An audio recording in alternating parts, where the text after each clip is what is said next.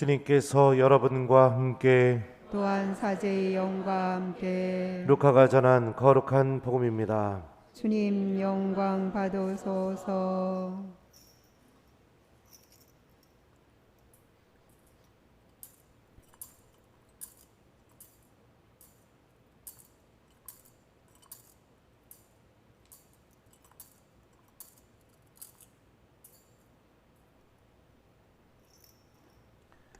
그 무렵 마리아는 길을 떠나 서둘러 유다 산악 지방에 있는 한 고을로 갔다. 그리고 스가랴의 집에 들어가 엘리사벳에게 인사하였다. 엘리사벳이 마리아의 인사말을 들을 때 그의 태안에서 아기가 뛰놀았다. 엘리사벳은 성령으로 가득 차 큰 소리로 외쳤다. 당신은 여인들 가운데에서 가장 복되시며 당신 태중의 아기도 복되십니다. 내 주님의 어머니께서 저에게 오시다니 어찌된 일입니까? 보십시오. 당신의 인사말 소리가 제 귀에 들리자 저의 태안에서 아기가 즐거워 뛰놀았습니다. 행복하십니다. 주님께서 하신 말씀이 이루어지리라고 믿으신 분. 그러자 마리아가 말하였다. 내 영혼이 주님을 찬송하고 내 마음이 나의 구원자 하느님 안에서 기뻤으니 그분께서 당신 종의 비천함을 굽어보셨기 때문입니다. 이제부터 과연 모든 세대가 나를 행복하다 하리니 전능하신 분께서 나에게 큰 일을 하셨기 때문입니다. 그분의 이름은 거룩하고 그분의 자비는 대대로 당신을 경외하는 이들에게 미칩니다. 그분께서는 당신 팔로 권능을 떨치시어 마음속 생각이 교만한 자들을 흩으셨습니다.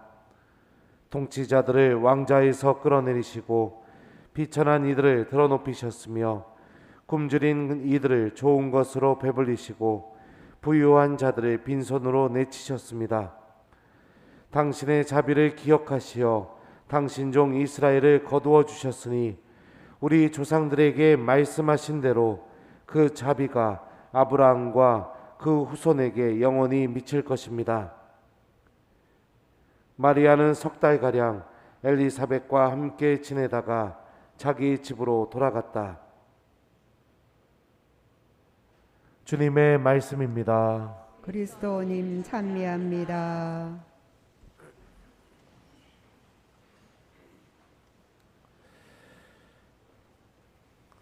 오소서 성령님, 행복하십니다. 주님께서 하신 말씀이 이루어지리라고 믿으신 분. 안녕하세요. 네. 그래, 오늘 우리 성모승천 대축일입니다. 성모님의 믿음이 하늘을 향해 있다라는 것을 우리가 기억하는 날이기도 하고요. 또 단편적으로 생각해 보면 성모님처럼 하느님을 믿으면 천국으로 가는구나. 이거를 또 우리가 이 오늘 성모승천 대축일을 통해서 알 수 있게 되죠. 많은 믿음이 있습니다.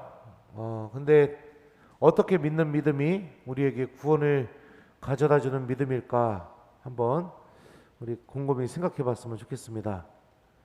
믿음은요, 힘을 갖고 있는 믿음은 한 가지 특징이 있습니다. 그것을 믿는 사람을 움직이게 만듭니다. 예전에 제가 대전에 있을 때 어떤 은행에서 예금 그 금리가 5%인가 8%를 준다고 했던 것 같아요. 정확히 기억 안 나는데 그게 소문이 나자마자 그 동네에 있던 사람들이 다 거기 은행으로 간 겁니다. 뭐 하러 갔을까요? 네? 적금 들러. 네. 5%인가 8% 준다고 하니까. 그러니까 그 말을 믿었죠. 믿으니까 어떻게 됩니까?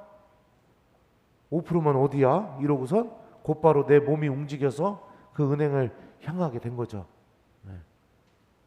저도 갈까 했는데 저는 돈이 없어가지고 네. 넣어봐야 뭐 몇 프로, 뭐 5% 붙여줘도 뭐 크지가 않았고 저는 안 갔습니다. 네. 이처럼 힘을 갖고 있는 믿음은 우리들을 움직이는 힘을 갖고 있습니다. 그래서 자꾸 움직이게 만듭니다. 그래서 여러분들이 곰곰이 생각해 보시면 나를 움직이게 만드는 게 뭘까?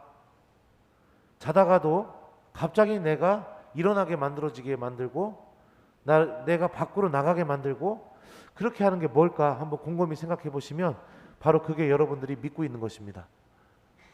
어떤 사람은 그게 돈일 수도 있고요. 어떤 사람들은 체면일 수도 있고 자존심일 수도 있고 욕심일 수도 있습니다.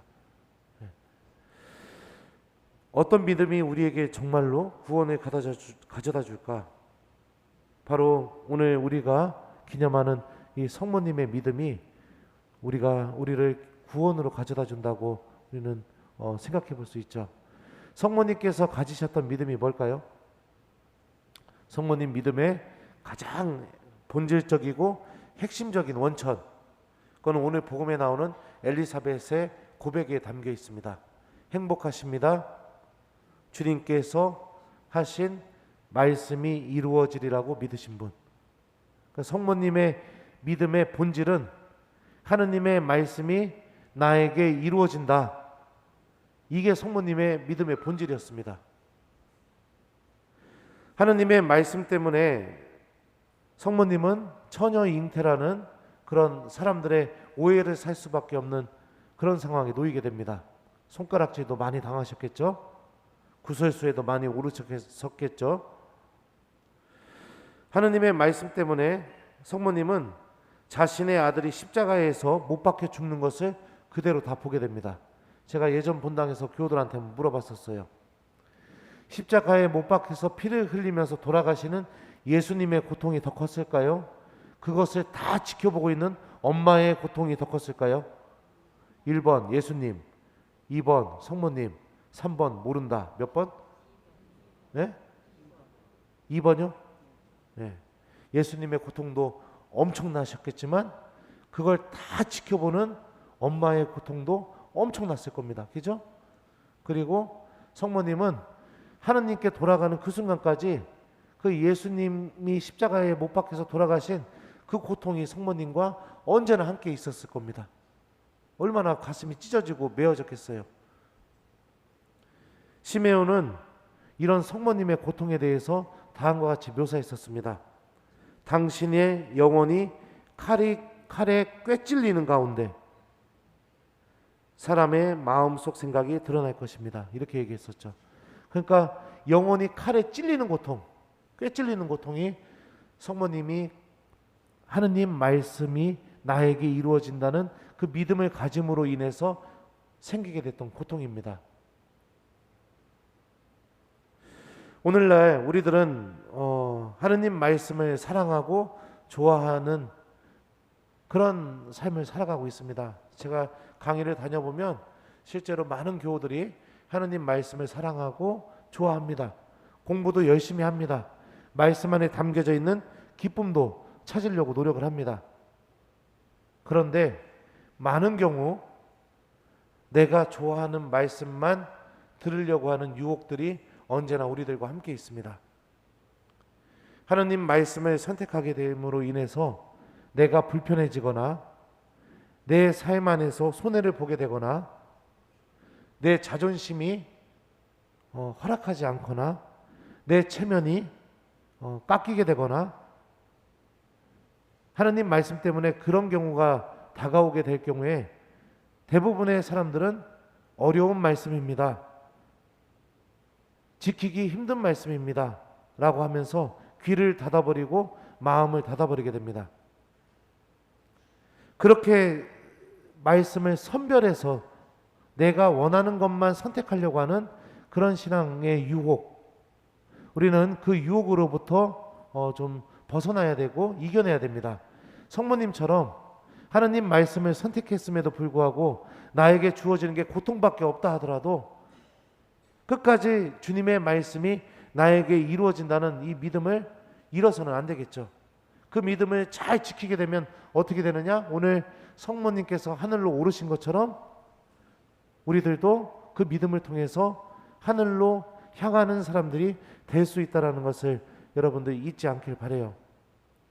성경 전체를 읽어보면 하느님이 특히 구약 성경에서요 이스라엘에게 제일 많이 말씀하셨던 단어가 뭔지 아세요? 들어라입니다. 들어라. 들어라 이 단어를 가장 많이 사용하셨어요. 그리고 구약 성경부터 신약 성경에 걸쳐서 하느님께서 가장 바라시는 게 뭐냐면은 바로 말씀을 듣고 그 말씀이 나에게 이루어진다고 믿고 그리고 그 말씀을 실천하는 것. 이게 하느님이 가장 바라시는 것이라고 성경은 이야기하고 있습니다. 그런데 우리 천주교 신자들은 하느님이 이렇게 가장 원하는 것을 가장 안 합니다. 이게 문제입니다. 하느님이 간절히 바라시는 것을 너무나 매몰차할 정도로 가장 안 하는 게 우리 천주교 신자들인 것 같아요. 실패한 믿음이 뭘까요? 바리사이들과 율법학자들이 보여준 믿음입니다. 그 사람들의 믿음은 뭐죠? 했으면 끝. 이게 바리사이들과 율법학자들의 믿음인 거예요. 미사 드렸으면 끝. 고해성사 받으면 끝. 네. 그러니까 내가 내 노력으로 무엇인가를 하기만 하면은 하나님과 내 관계는 이제 다 해결됐다 이렇게 생각하는 거. 그러니까 대표적인 그런 모습들이 자꾸 고해성사로 예를 들어서 여러분들에게 말해가지고 정말 죄송한데 판공성사 받으면 끝. 나는 내년 판공 때까지는 이제 고해성사 안 봐도 되는 거예요. 그죠? 주일미사 나왔으면 나 이제 기도 안 해도 돼요. 이제 오늘 하루 종일 일주일 동안 미사 안 가도 돼요. 하느님 말씀 궁금해 하지도 않아도 돼요. 왜요? 주일미사 나갔으니까. 이런 믿음이 하느님 안에서 실패한 믿음입니다. 구원을 가져다주고 나를 천국으로 향하게 만들어주고 나를 살리고 나에게 생명을 주는 믿음은 성모님께서 보여주신 믿음. 말씀이 나에게 반드시 이루어진다는 그 믿음을 갖고 살아가는 것. 이게 성모님께서 보여주신 믿음이죠. 지킬 수 없는 말씀, 힘든 말씀, 이런 말씀은 없습니다. 하느님의 모든 말씀은 나를 구원시키는 말씀이고 나를 악에서 꺼내는 말씀이고 나를 죄로부터 생명으로 데리고 가는 말씀입니다. 특히 선별해서 내가 원하는 것만, 내가 받아들이기 좋은 말씀만 그렇게 받아들이려고 하는 것은 악의 유혹입니다. 우리들은 언제나 하느님의 말씀을 들을 때마다 보십시오. 저는 주님의 종입니다. 말씀하신 대로 저에게 이루어지기를 바랍니다. 라고 대답하셨던 이 성모님의 마음을 기억하면서 주님의 말씀을 어떤 말씀이든지 나에게 이루어지기를 바라는 마음으로 받아들이는 게 필요하겠죠. 그러면 또 한 가지 물어볼게요. 하나님의 말씀을 듣는 시간이 언제일까요? 미사 시간입니다. 미사 시간. 하나님께서 가브리엘 천사를 통해서 당신의 말씀을 이야기하셨던 것처럼 미사 시간에는 하나님께서 독서자들과 사제의 입을 통해서 여러분들에게 하나님의 말씀을 이야기해 주시죠. 그러니까 미사를 드릴 때마다 또 하나님의 말씀을 들을 때마다 마음속으로 보십시오. 저는 주님의 종입니다. 지금 말씀하신 대로 저에게 이루어지길 바랍니다. 이렇게 좀 우리가 기도하는 마음으로 하나님의 말씀을 간직했으면 좋겠습니다. 구원을 가져다주는 믿음, 나를 살리는 믿음, 그 믿음은 하나님 말씀을 떠나지 않는 믿음입니다. 하루하루 주님의 말씀이 내 안에 머물고 그 말씀이 나를 움직이고 그리고 그로 인해서 하나님께서 주시는 모든 은총과 생명을 얻어나가는 신앙인이 되도록 노력해봤으면 좋겠어요. 저는 너무너무 궁금합니다.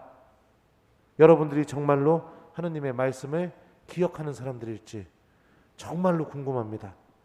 그래서 예전 본당에서는 미사 끝나고 미사 때마다 신자들한테 복음 말씀 뭔지 다 물어봤습니다.